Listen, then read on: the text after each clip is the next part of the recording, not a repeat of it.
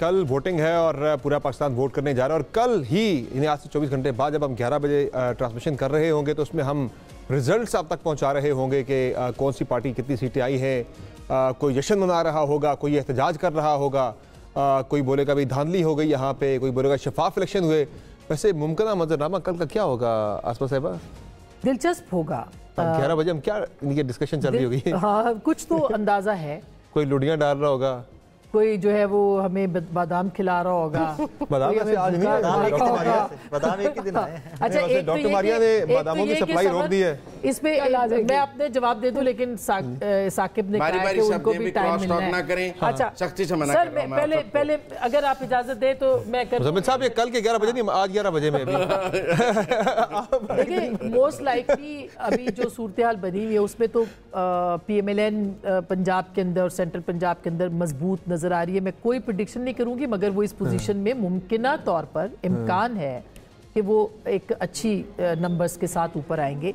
और पाकिस्तान तहरीक इंसाफ के बहुत सारे लोग नंबर्स भी दे रहे हैं कि 35 से 40 हैं या जो भी हैं, लेकिन असल में पाकिस्तान तहरीक इंसाफ का इलेक्शन के बाद इम्तिहान शुरू होगा और ये इम्तिहान उनकी बका का इम्तिहान होगा। इलेक्शन तो वो फ्री एंड फेयर उस तरह के नहीं है कि हम कहें कि वो उनको लड़ने के लिए पूरी इजाज़त मिली है। अगर हम नहीं कहेंगे तो मेरे ख्याल ज़्यादती होगी। उनके लिए लेवल प्लेइंग फील्ड दस्तयाब नहीं थी। बल्कि हो सकता है ये बात भी अपनी जगह पे दुरुस्त है कि हम इसको कंपैरिजन करें 2018 के साथ कि 2000 जैसे अभी अदालत खुली हुई है, वो कह रहे राजा साहब को आप लेके आए, तो हम ब्रेक में भी यही बात कर रहे थे कि वो भी एक सिनेरियो था जिसमें कि हनीफ अब्बासी साहब को रात को सजा सुनाई गई थी अदालत खोल के। इंटरव्यूज़ बैन हो रहे थे। मेरा पहला इंटरव्यू मियां नवाज शरीफ के साथ बैन किया गया था उस ज़माने में 2018 में। डायरेक्ट कॉल किया गया था कि आप ये नहीं चलाएंगे। और देखिए मैं कह रही हूँ कि पूरा एक माहौल था जिसमें कि एक हाइब्रिड रिजीम के लिए तैयारी की जा रही थी। आज भी हालात उससे मुख्तलिफ एक और हाइब्रिड रिजीम के लिए बिल्कुल हाइब्रिड प्लस पे हम मेरा ख्याल है कि हम पहुंच गए।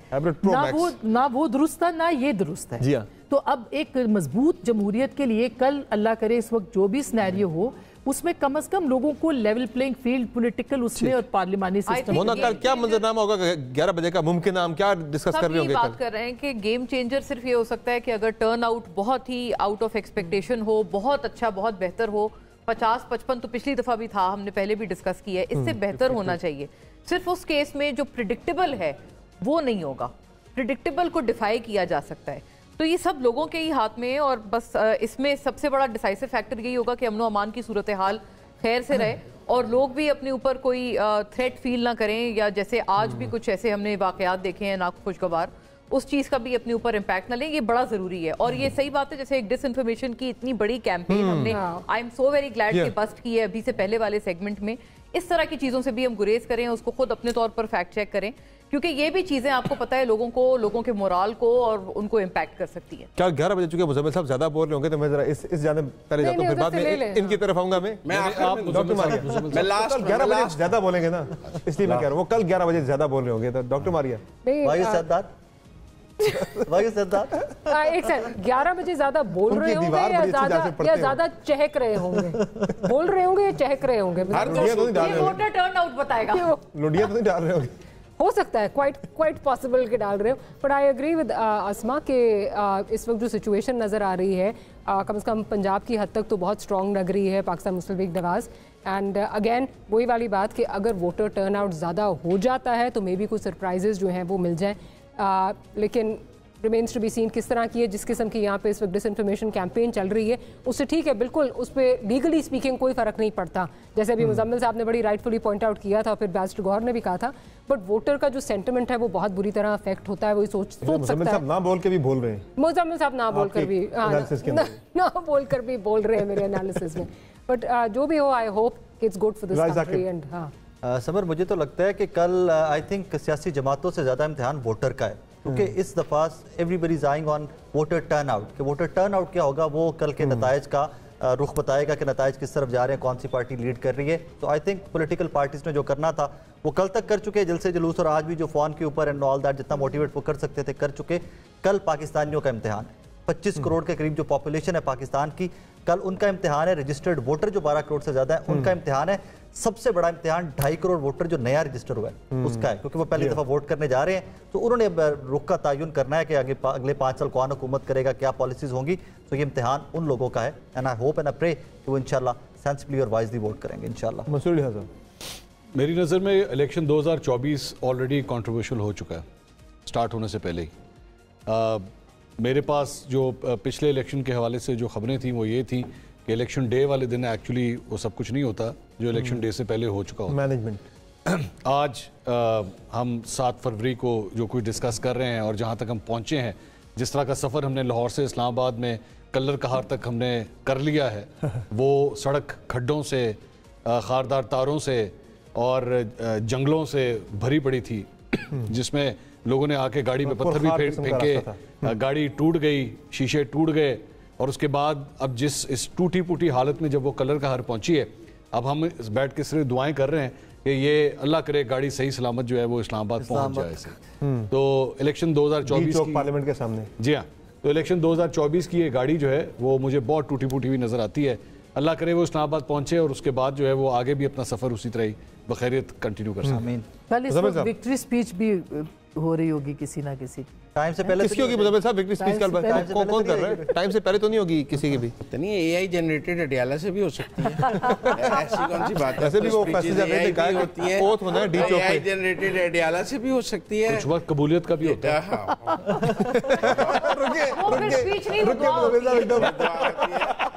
लेकिन जो भी जीतेगा, लेकिन वो एआई वाली कह रहे हैं, एआई वाली हो सकती है, खुद तो नहीं वो निकलेगा, तो प्रोसेस के तहत निकलेगा। बाकी तो लोग ये मुजम्मिल साहब आप जज्बात में बह जाते हैं, वो आपको बहा ले जाते हैं, आपको सुनना चाहते हैं। पूछा कौन करेगा, मैंने उनकी असल में जो वो मुझसे सुनना चाह रहे थे वही उनको जवाब दिया है। वो जवाब नहीं दिया जो मैं कहना चाह रहा था, जो वो सुनना चाहते हैं वो दिया है। लेकिन मैं समझता हूँ कि जो मंसूर साहब ने कहा कि गाड़ी टूटी फूटी थी, ये गाड़ी कभी भी सही हालत में इस्लामाबाद नहीं पहुंची है। दुरुस्त बात। और इस कामयाबी ये है कि हम इसको हर बार टूटी फूटी हालत में इस्लामाबाद पहुंचा लेते हैं और उसका सफ़र जारी रखते हैं, इसको कलर कार पे बंद नहीं होने देते। और असल बात यही है कि इसको कलर कार पे बंद नहीं होना चाहिए, इसको इस्लामाबाद पहुंचना चाहिए। ना कलर कार ना पिंडी, ना पिंडी। ये इसका रुक जाना जो है वो उसके टूटे फूटे होने से ज्यादा खतरनाक है। अच्छा, पिंडी से गुजर के आना है चक्री के पास, ठीक है ना? तो इसलिए पिंडी आए, कलर कार आए, गुजर के इस्लामाबाद अगर पहुंच जाती है, पिंडी से गुजर के भी, तो इस्लामाबाद पहुंचना भी एक बात है। हमें इसको चलाना है, इस गाड़ी को, इसको बंद नहीं करना ये कह करके टूटी फूटी है अब हम इसकी कोई जरूरत नहीं, इसको ट्रैश। ऐसा ही है। मैं समझता हूँ कि ये जो रवैया रहा कि आपने पार्लियामान को ह्यूमिलेट किया, इसको डिस्कार्ड किया, आपने कहा ये फजूल चीज़ है, उसने भी हाइब्रिड सिस्टम को तकवीयत दी। सियासी जमातों को समझना चाहिए। देखें ना, आज आप निशान के बगैर भी इलेक्शन लड़ रहे हैं, कल आप कौमी असम्बली में बैठने को तैयार नहीं थे, आज आप निशान के बगैर भी कौमी असम्बली आने के लिए बेताब हैं। कल आप उठ के ऐसे बाहर चले गए थे कि मैं लानत भेजता हूँ उस कौमी असम्बली पे।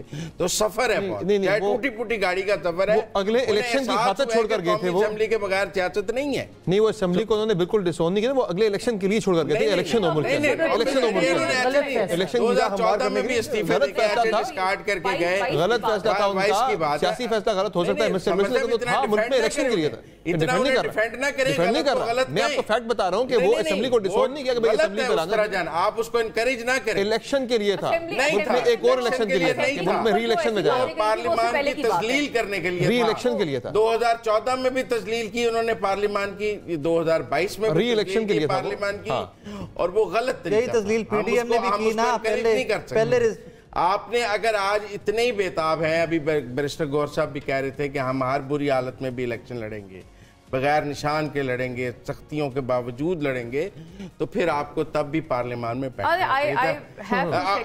पार्लियामान का तकद्दुस और उसकी अहमियत का अंदाजा सियासी जमातों को हुआ है।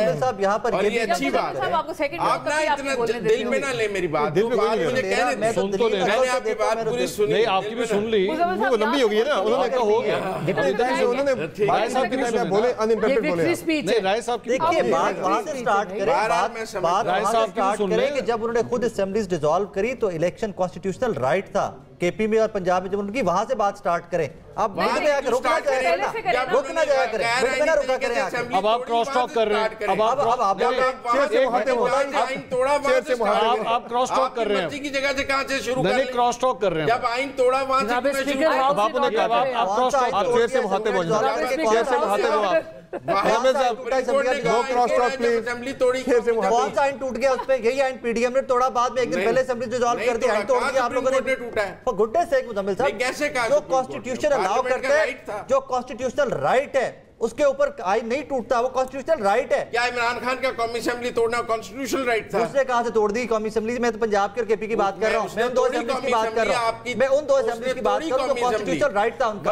वहां पर इलेक्शन होना चाहिए था, आप ड्रैग करके कहां पे ले आए इलेक्शन? वहां से ड्रैग किया, यहां आज तक 8 फुट तक ले आए। चले एक आगे टॉपिक को जरा मजीद आगे बढ़ाते हैं डिस्कशन को। मुझे ये बता दें, ये बात हम लोग सारे कॉन्टेक्स्ट से थोड़े थोड़े बाहर हैं, क्योंकि वो एक लानत देने वाला बयान अलग आया था, फिर वो केपी और पंजाब असेंबली अलग टूटी थी।